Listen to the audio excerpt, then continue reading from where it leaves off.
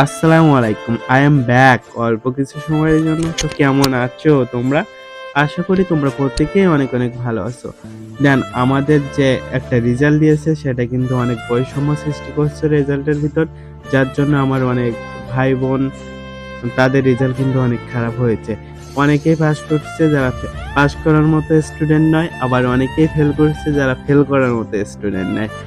আমি বলতে চাচ্ছি যে আমাদের রেজাল্টের সাথে অনেক, অনেক বৈষম্য সৃষ্টি হয়েছে।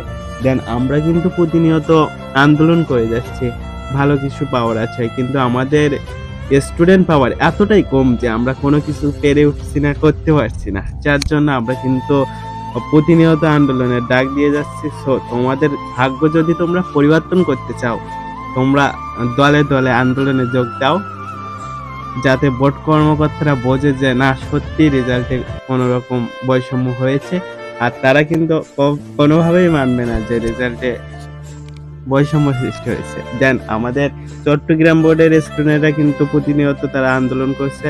সেজন্য বোর্ড কিন্তু বুধবার ডিসিশন নিয়েছে যে ১০ জনের খাতা দেখবে and সেটার উপর নির্ভর করবে ৪ লক্ষ স্টুডেন্টদের জীবন।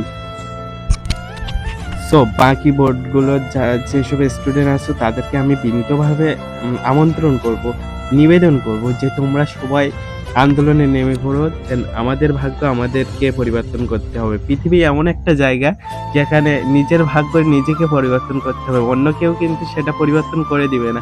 সো তোমরা আন্দোলন করো। সো গাইস আজকের ভিডিও এ পর্যন্ত। দেখা হচ্ছে পরবর্তী ভিডিওতে। ধন্যবাদ সবাইকে। Tata, bye bye.